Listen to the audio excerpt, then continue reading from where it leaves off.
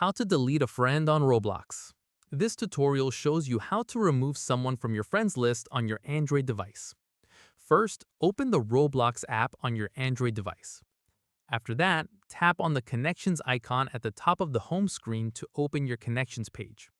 From there, you'll see a full list of all your current friends and connections. At this point, scroll through the list and find the person you want to unfriend. In the next step, tap on their profile to open it. Following this, you'll see their profile details along with a chat option and a three dots icon beside it.